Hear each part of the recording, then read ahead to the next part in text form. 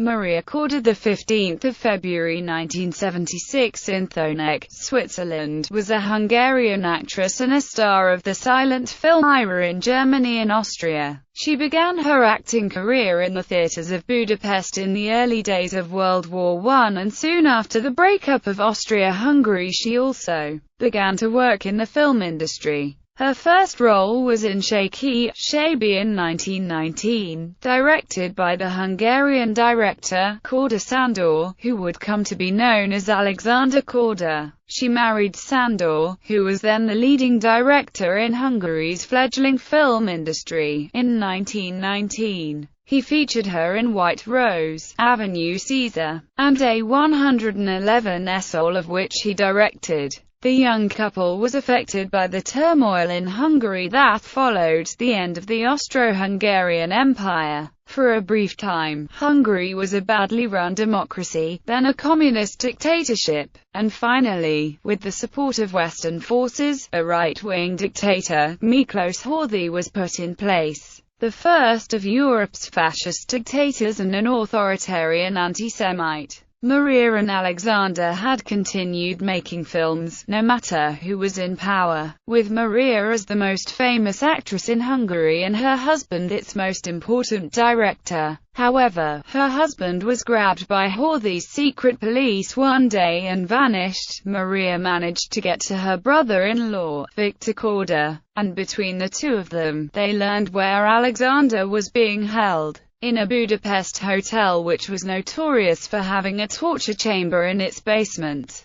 Maria went to the British military mission, whose brigadier was also on the board of Korda's film company, and, with all the considerable passion at her disposal, as her nephew, Michael Korda, was to write in his biography of the family, convinced him that her husband must be freed or there would be an international scandal. One that would quite likely expose the British government's role in setting Horthy up as regent. Her husband was freed and they then fled the country, relocating to Vienna, a logical choice since German was the second language of Hungary. This is where both changed their names, he to Alexander Korda and she, for obscure reasons, to Maria Corda, with a C. In Vienna, he made her a star of the Austrian silent screen in epic films like Samson and Delilah and Michael Curtiz's Die Sklavrenkönigin. Gli ultimi giorni di Pompeii saw her take a leading role in an Italian film of a similar style. In 1926 she and her husband moved to Berlin where their success as a team, he directing, Maria starring, soon won him enough attention that Maria was offered a contract by First National, a Hollywood studio, and her husband was signed, also, as a kind of package deal. They sailed to America that year, and settled in Beverly Hills. Unfortunately, Maria could not duplicate her European success in Hollywood. She appeared in Korda's early productions there, most notably The Private Life of Helen of Troy, but none of the films were very successful. Unfortunately, like many another silent film star of the day, her Hollywood career came to an abrupt end in 1928 with the coming of sound. Since she had learned little English and what she did know was heavily accented.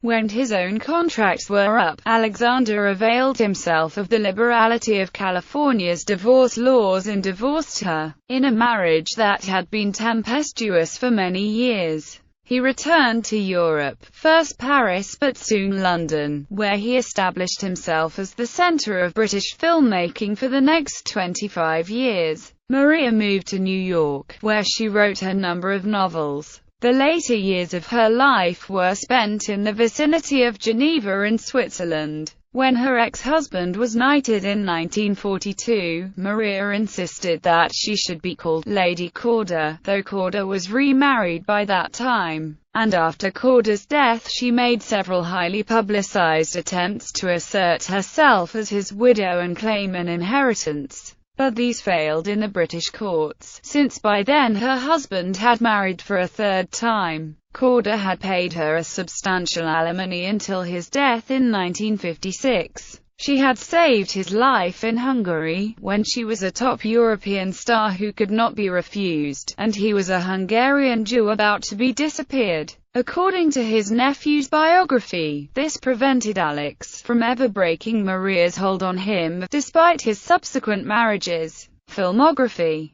Number 111 as Olga, Vera, Avenue Caesar, Feta Roja, Shabi as Antonia Farkas, Il sono d'una nota d'estate a Venezia, La vita e la commedia, Toto di Gip, Samson and Delilah as Julia Sorrel, Delilah, Abba Melich's wife, A Vanished World, Masters of the Sea, The Unknown Tomorrow as Stella Manners, Tragedy in the House of Habsburg, Everybody's Woman, Holnap Kesdadike Arizona Elad as Maria Corda, Die Splavenkunigan as Merope, released in the United States as The Moon of Israel, Dancing Mad as Lucille Chauvelin, The Guardsman as Schauspielerin, Uomo più allegro de Vienna, Madame Wants No Children as Eliana Parazote, Gli ultimi giorni di Pompei as Nydia, The Private Life of Helen of Troy as Helen, A Modern Dubarry as Toinette,